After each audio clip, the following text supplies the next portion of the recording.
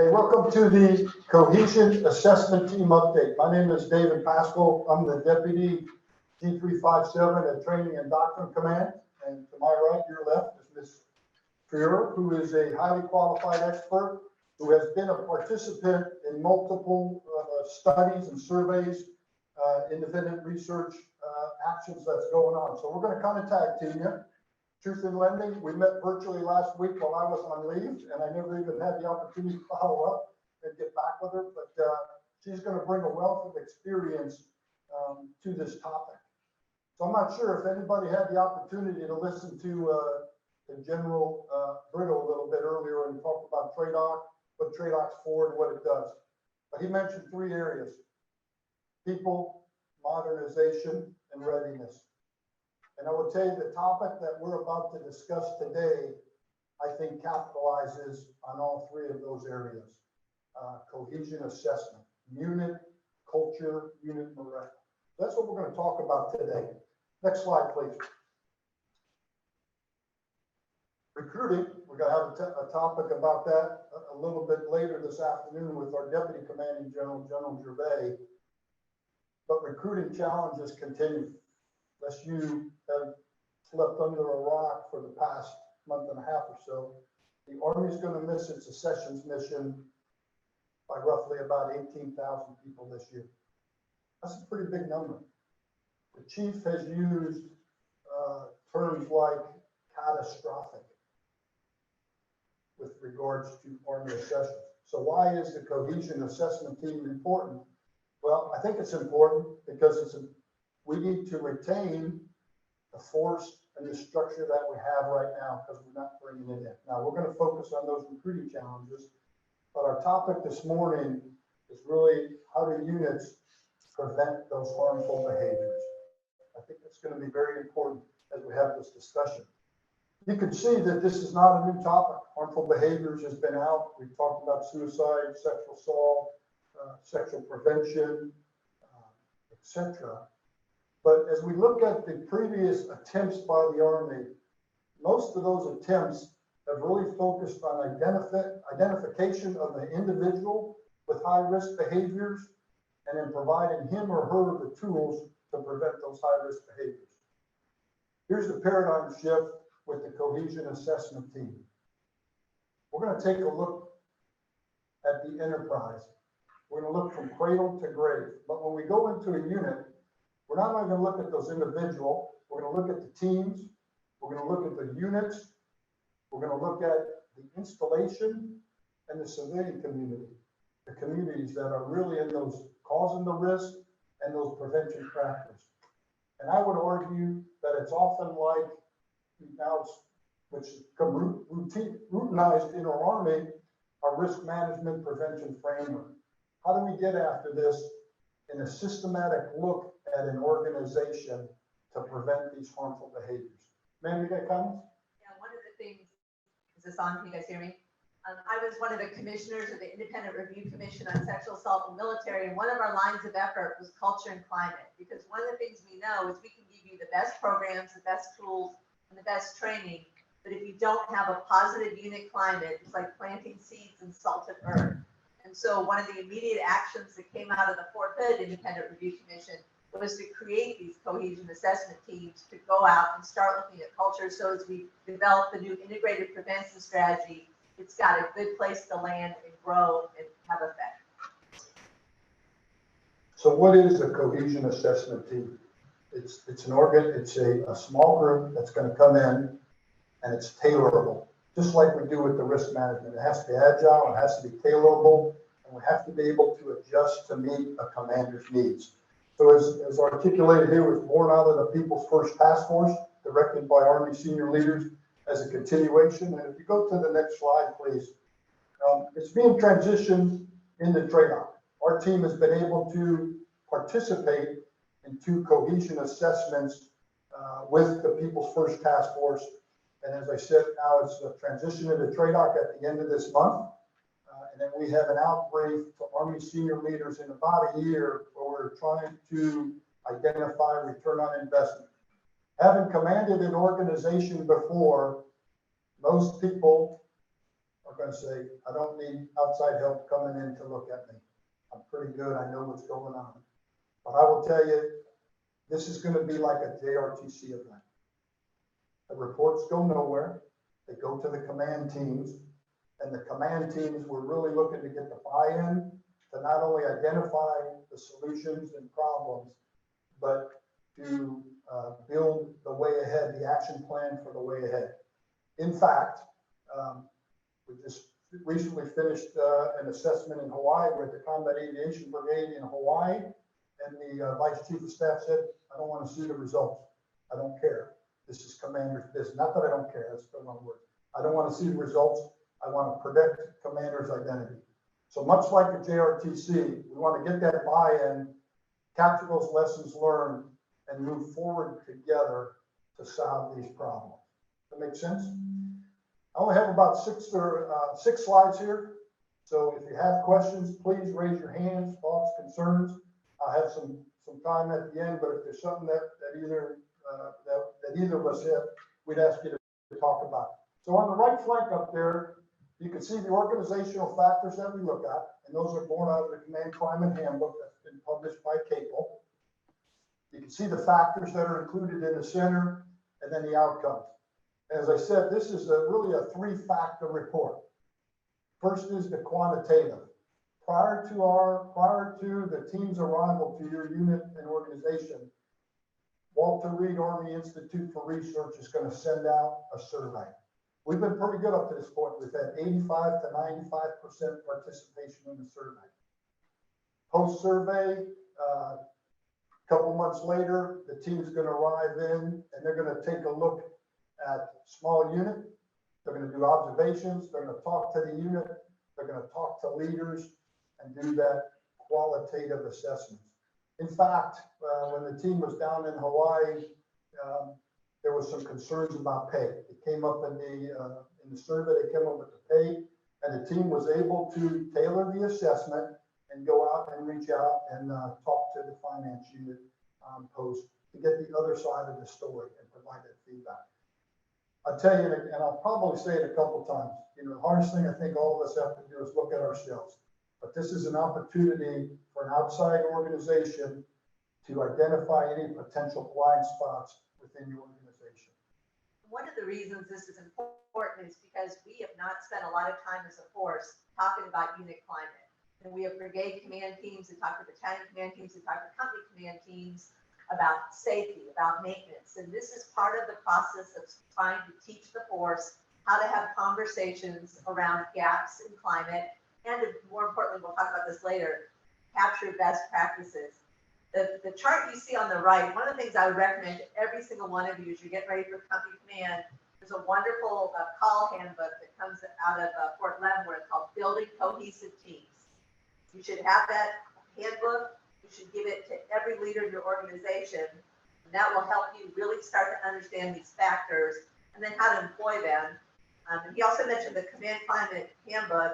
We're the only force with a Command Climate Handbook. The Air Force has a one-page memo. Everybody else is like the only one. The Command Climate Navigator, they just changed that. It is now an online interactive tool. I had the privilege of being able to run that through its paces. I asked that interactive tool some really hard questions as a company commander, and it gave me some great resources and things to go to. Again, it really helps you knowing how busy you are and how much you're going to play as a company commander. What do I need to think about? What do I need to focus about? And I would even encourage you, as you find out you're getting a CAT visit, use that tool to prep yourself to be able to, at this point, it's tailored for commanders to be able to say, hey, these are things I see using the Navigator that I might need help with. Yeah, perfect. And as I said, there's probably about 70% of the product is a baseline. But we have about 30% capacity to adjust changes. So if whether it be a company command, a battalion command, brigade commander wants us to look at something, wants the team to look at something, that's your opportunity to shape it. And again, I'm going to continue to use an analogy that we're probably all familiar with. Commanders help shape their JRTC, their NTC, their CMTC rotation. Here's the training objectives I want to see. So again, in the terms of General Thurman, this is some free chicken. You got an outside agency coming in and helping you find some potential, hopefully identifying whether you have a blind spot. And I'll tell you, and we'll show a couple slides later. I'm going to give you examples of both positive and negative. That's data's all been scrubbed, positive and negative from the past year of things that we've seen. Next slide. Okay, here's the process, and I alluded to it a little bit earlier. There's a survey that goes out in advance. If your unit is getting an assessment team, I would encourage you to get max participation in that survey. We've been very fortunate now. We're at about 85 to 95% to each unit. That's on the front end. That's on the step one, that front end analysis. We're going to take a look at some of the ongoing factors. Again, that's the science part, right? It's not the art part of command, but these are the factors. What are your discipline issues, pay issues, climate, etc.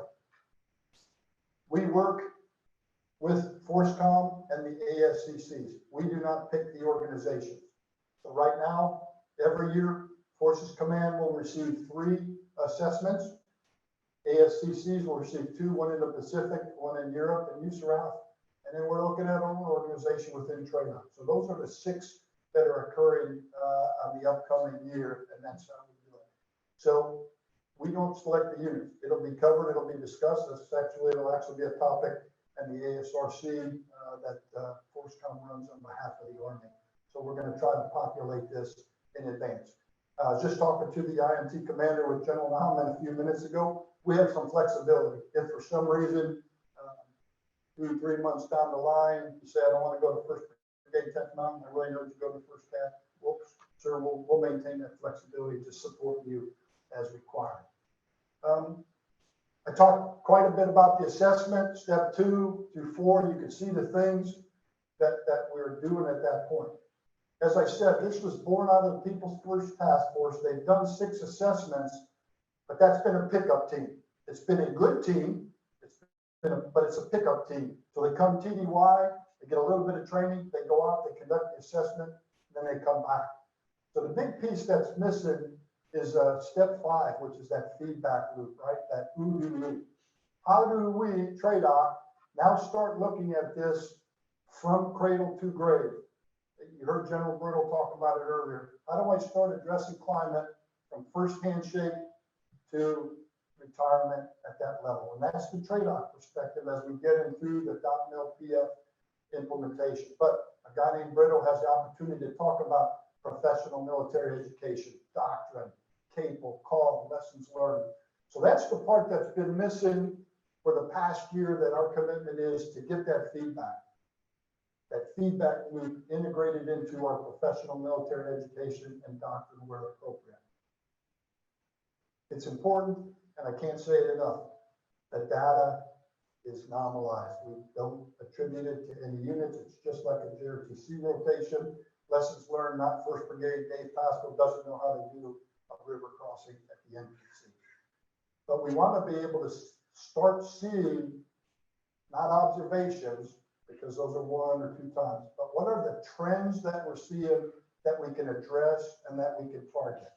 And that's that bottom piece, that green arrow. That's where we think TRADOC is going to add some value to this process, to shorten that OODA loop, to get it back into PME. How do we get the right echelon, the lessons learned and the training that's going to be required?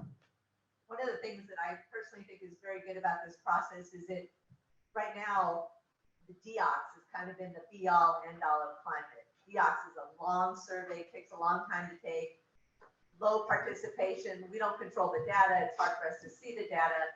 What this does is really gives commanders at the brigade level and below the ability to see a multitude of data around the force, and not only the quantitative, but the qualitative.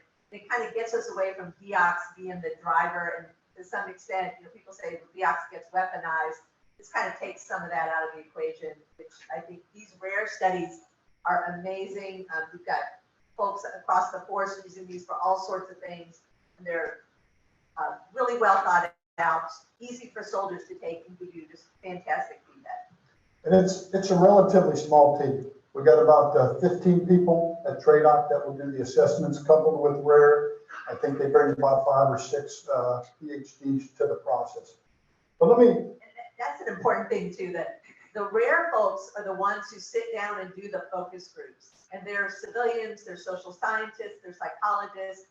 They're there to talk to people and to, not just take notes, but to tease out, the detail and really help understand and then look from a social science perspective. What are the trends? What is the true story coming out of these discussions? One of the things that we've seen here at Fort Benning, it's a lot easier for soldiers to have a conversation with somebody in civilians. You see this with the H2F people. They have become real sensors for commanders in terms of climate. And these social scientists from RARE, they make a huge difference in this process. Yeah, and let me foot stomp again as we talk about the step 4, the actual assessment. The outbrief goes right to the battalion commander. It's just like an AAR. What are the leading questions? We're helping him or her identify the challenges, the plan on the way ahead. It's that battalion commander that outbriefs the brigade commander. It's not the cohesion assessment team. So we're looking at that unit buy-in to the process, for the identification of what's going on, and more importantly, the way ahead to develop that action plan to address these issues that we have. Next slide. These are some actions to date. Like I said, TRADOC assumes responsibility for this mission on the 1st of October, end of this month. We've got about a year. We have to do back to the Army Vice Chief of Staff of the Army, that will talk about return on investment. Within the process, we can do 6 a year. We are trying to build in a potential 6-month relook. If a commander wants us to come back in about a 6-month period, a relook to identify whether they've had effect, positive or negative. You can see our first 2 assessments. We're going to go in November and January out to Bliss and Fort Polk, which are organizations that were selected in collaboration with the Forces Command.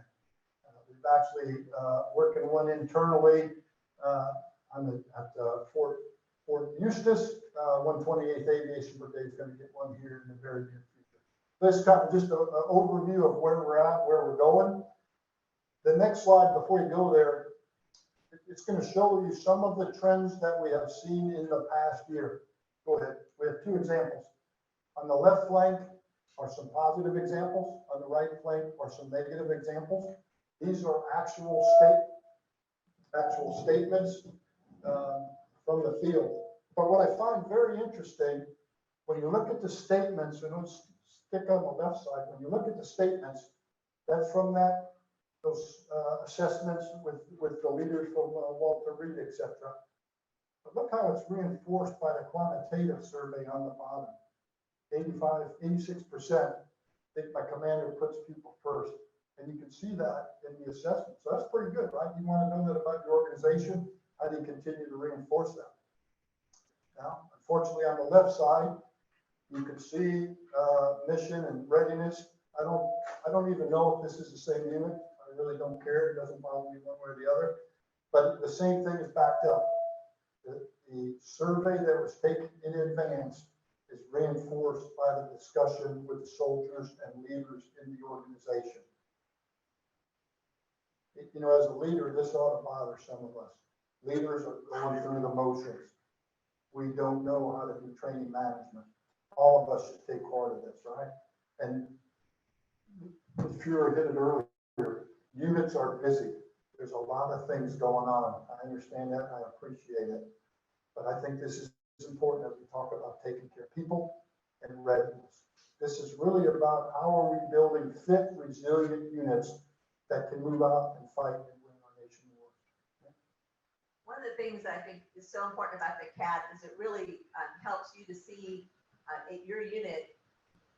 Is your vision and the vision of the leaders that serve under you, are you on the same sheet of music? One of the things we know, looking at climate on the IRC, you get units where the officers are on one page and the NCOs are on another. That's a disaster when it comes to climate. And, is your unit in the training that you do, the discussions you have, the discussions you don't have, are you reinforcing unity of effort and unity of values within the command or not? Next slide. So these are some consolidated themes and these are some results consolidated by those organizational factors that we mentioned earlier. These are the 7 factors. These are starting to see the trends. And again, it's a year, and I'm I'm careful and I'm cautious, and observation versus trend, right? We see something in one unit, we can't articulate that across the army. So I think we have to be careful as we move forward. And that's why it's so important, that fifth phase that I mentioned a little bit earlier. What the CAT hasn't been able to do is to consolidate these resources, collaborate them into a single source that we can start wrapping into professional military education unit training. Both positive and negative up there. But as we talk about units, readiness, modernization, taking care of people, prevention of harmful behaviors, this is where it has to start. And as I alluded to earlier, it's much like the risk management framework. It's not like you do the risk assessment matrix and you put it in a drawer and you go out and do a 10 or 12-day field problem when somebody gets hurt, right? It's got to be a living, breathing document. You have to understand your organization. You have to be able to go back out, reassess, are the changes that we're making or attempting to make having the cause and the effect that we thought of. What you'll see this tie into, how many of you have heard about the Integrated Prevention Advisory Group, the new workforce that's being stood up by the Army? So as part of what came out of the IRC, there's 3 new workforces being stood up. One is the Office of Special Trial Counsel, which will handle basically physical crimes against humans. The Integrated Prevention Advisory Group, which will be a prevention workforce that will work with the specialized experts in drug abuse, SHARP, et cetera, to get upstream of problems. It'll be a commander's resource to say, okay, instead of having an hour of this, an hour of this, an hour of this, we put training together to cover multiple harmful behaviors and do that in an hour because we've got a lot on our plates. And the third is a change to the SHARP workforce to create a technical chain of command for them versus a green suit chain of command. But what the CAT will really help you all do is, again, to start this conversation around climate, to understand the factors of climate so that you as a commander who has the responsibility for prevention within your formation, you've got the baseline understanding, you've got some data, so you can work with your prevention specialist to create the tailored program based on what's going on in your unit that's going to help you get upstream of the harmful behavior.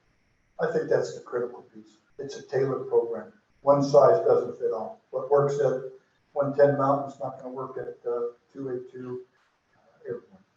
It's got to be tailored to your unit, tailored to your organization. And as you work to solve these, address these issues, it's really about getting to the left of boom. We never know the effect of a preemptive strike. And I would just use accident again, right? Sometimes there's, God forbid, a vehicle accident, a helicopter crash or something. Every time you do a safety study or survey and you start peeling back the onion, there's a series of events that have occurred that if somewhere in that event, a junior leader, a senior leader would have stepped in and made a change, that accident may not have occurred. And I would articulate this is the same thing. How do you look at your organization? What's going on in your organization? And how do you prevent these changes? It's about getting to the left of boom. Too often right now, we identify high-risk individuals. We try to give them the tools to prevent that. But then it happens and it's after the fact and we're trying to take care of those individuals as opposed to prevention. And again, you never know the effects of a preemptive strike. The other thing about the CAP that I think is really good is it looks at the community. It looks at the community you live in, looks at the challenges that may be that, how many people live on post, how many people live off post.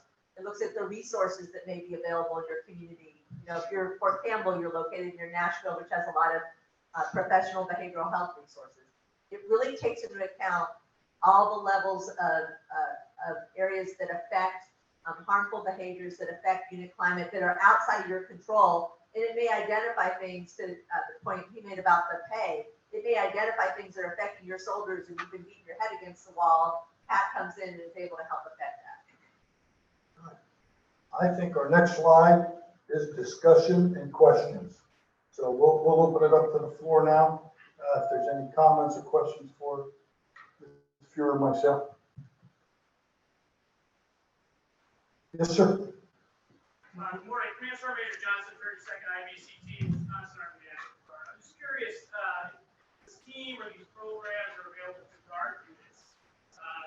You know, obviously are doing this every day. Yeah. And if there's a plan going So Major, I think after this first year, we're going to do it. Right now, truth, we have enough resources to do 6 a year. You saw the focus that I mentioned earlier, 3/4 come to ACC and 1 trade out. But I think as this goes forward, if there's a demand, if there's a structure, and if we provide that feedback, I think that there is the potential to expand. We're in a no growth environment, right? Nothing gets done for free.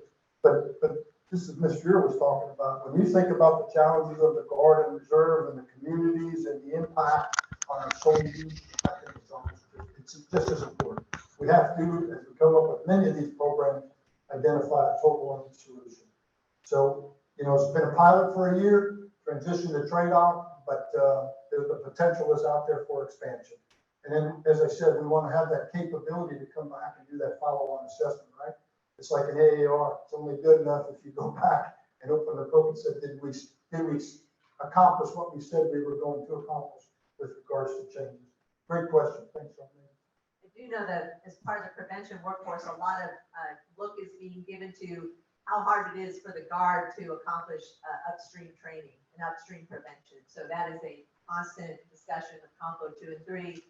Because same problems, same issues with your soldiers and your formations. How do we help you all get upstream given your limited amount of time to be together to drill and train?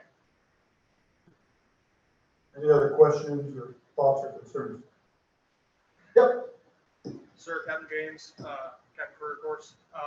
So I guess, what can maneuver leaders, company commanders, future company commanders, and leaders expect from these results from this kind of thing? I think you touched on what battalions and brigades get when you give the results, but what do we receive at lower echelon? You're going to receive the same thing. We'll start out at your level, and you'll probably be back briefing the battalion command. Sit down and relax, please. So you're going to get that same focus. But as Mr. Muir said, I'd recommend you go out and take a look before you get to command. Pull out that command climate handbook. There's 2 of them. There's a call product, and there's a CAPL product. CAPL is the Center for Army Professional Leadership. Look at both of those products. What's involved in command climate? How do you affect it? Get ahead of the power curve. We have limited capability, right? We're going to go out and do 6 of these. When we go to a brigade, the brigade commander will pick 2 organizations. It's normally a maneuver battalion and a support battalion or a service support battalion. We don't even get the whole brigade. But we think there's probably, you can extrapolate lessons learned if you're part of that. So I would encourage you before command, because once you take the wheel, you're going to be busy. And there's a lot going on. What can you start thinking about now and how you want to, what's your vision and how you want to command your organization? You're not going to fool the soldiers, right? You need to walk the walk and you talk the talk. So I think that'd be important. You definitely want to get your hands on the outgoing DOCs from the commander in front of you. You can get a couple of DOCs from the commands that were teams that were ahead of you. Look at what have historically been problems in the unit to make sure that you're level set in terms of what's going on. And again, I can't say enough good things about the Capital Command Climate Navigator. And I was putting stuff in there like, my first sergeant will not talk to my platoon sergeants, on a regular basis, and literally put things in there like that. And they built this algorithm, and it chases you all the way through to, hey, here's a discussion on how to help people that maybe have different backgrounds better get along. Counseling, there's a ForceCom page called the Conduit. It's a site, and there's a ForceCom, there's a counseling guide, a leader's guide to development and counseling.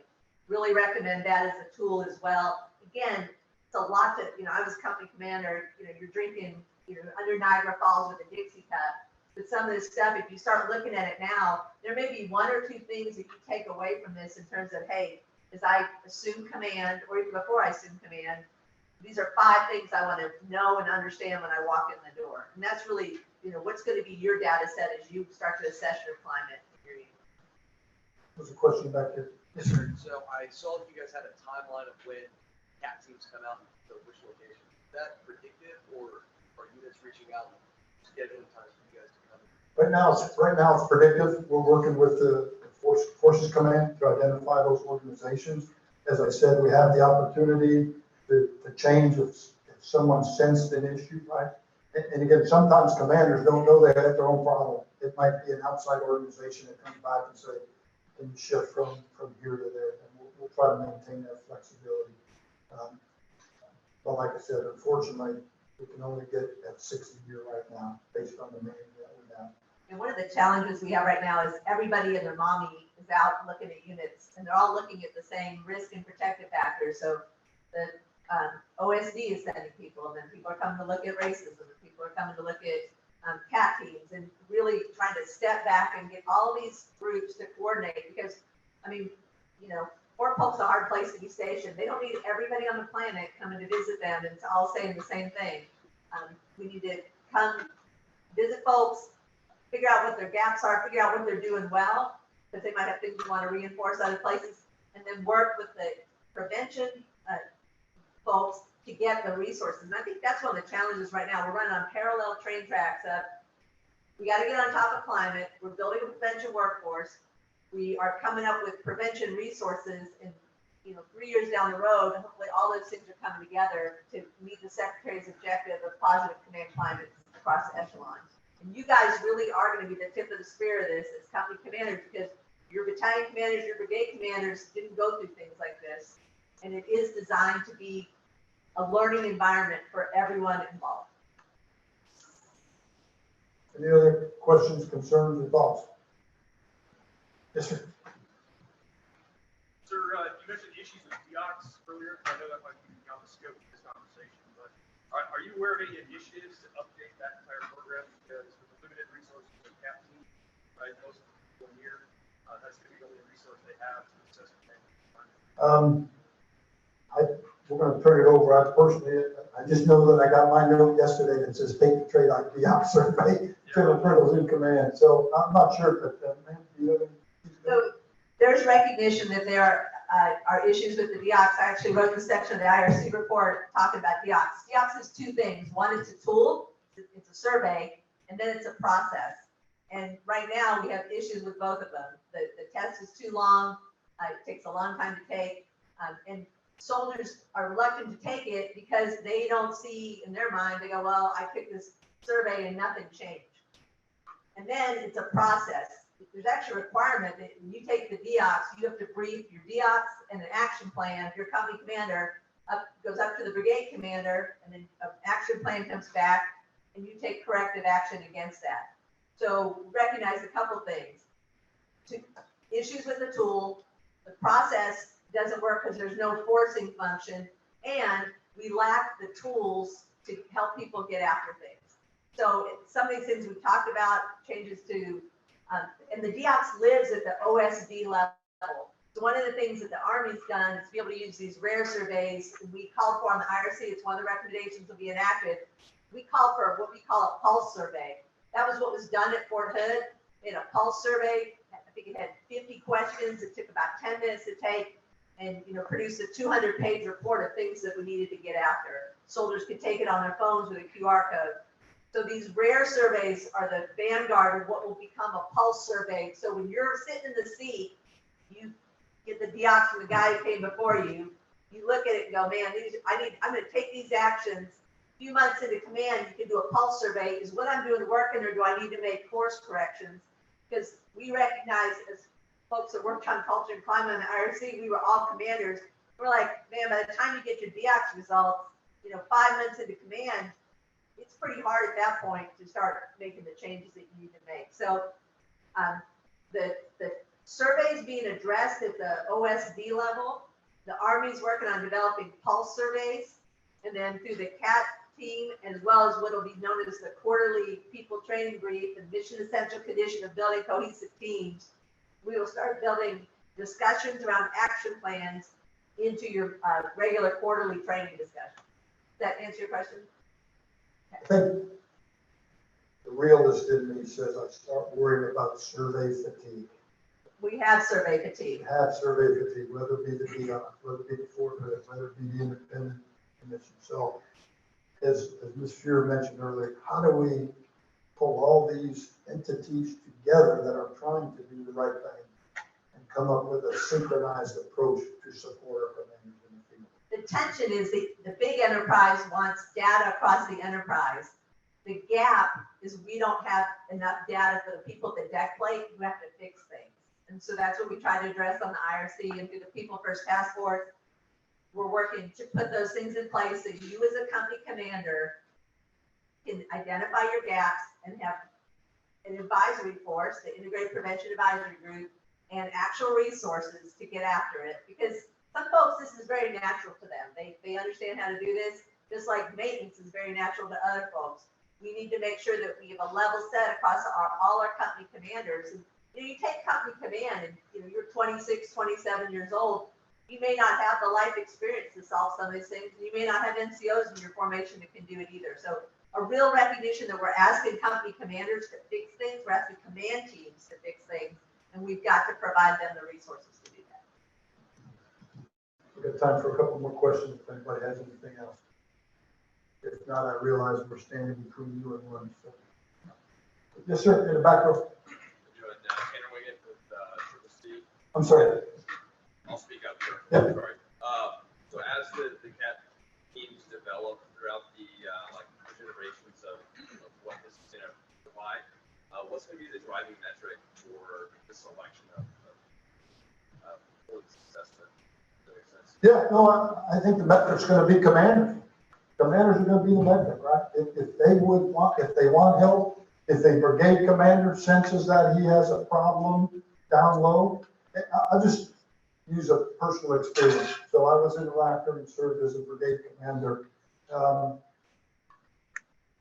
as I did my battlefield circulation, I could hit a fob and I would sense that something was wrong. The commanders will start sensing this is wrong. And it might be just the metrics, right? We talked about discipline issues, morale issues, pay issues, etc. So there's the art and the science of this process. And I think that's what commanders are going to have to juggle. So I think it's going to be commanders that are reaching out, working through FORSCOM, or coming, really working through FORSCOM, not through TRADAR, but reaching out saying, hey, I'd like you to come look at my organization. And let's be careful that this isn't all negative, right? Because I did show you two slides, right? On the left side, there was a lot of positive things that were going on. So why not look at a good unit and capture those best practices? What is a guy named Major General Scott Nauman doing that caused his unit to be so successful? We tend to, it's an Army thing, right? AAR, we focus on the negative and we forget about the 100 great things that you did. So I would articulate it's the same thing. There are a lot of best practices going on there. How do we encapsulate that, incorporate it in the doctrine or PME at echelon, right? Let's get away from the standard 101 chain teaching. Everybody gets the same thing. What Staff Sergeant Pascal needs to know is probably different than what Major Pascal needs to know as the time estimates. So how do we incorporate that into PME and inculcate it within the force? The CAT visit to Hawaii, that unit was selected because they had really positive risk and protective factor numbers. Low risk factors, high protective factors. CAT team went down there to see what are they doing that we might be able to export across the force. Anything else? If you're chosen, don't freak out about it. Look at it as an opportunity to really help your unit to get better, to take better care of your soldiers, to learn as a company commander, so that when you're a battalion commander someday, you might have a great first unit with a wonderful climate, and then turn around someday as a battalion commander and walk into a unit that you need to make some improvements in. And you're, as a company commander, if you go through one of these, you're going to be that much better equipped to carry this down the road as part of your toolkit to the next level. Yeah, that's what I would have left you with. Look at this as positive. The first couple of ones that have been accomplished, people are a little bit prickly. You're coming in and telling me about my organization, etc. That's human nature. That's natural. But just like an AAR at one of the CTCs, the commander's attitude, your attitude on how you approach this, I would encourage you to take a positive attitude. This is an opportunity to look at yourself, potentially identify any blind spots or hidden areas that we have out there within your organization. So I'm going to close it, unless you want to make any closing comments. I'll close it up. I'll stay up front for a little bit. If there's a question that you wanted to ask that you didn't want to bring up, we'll stay here for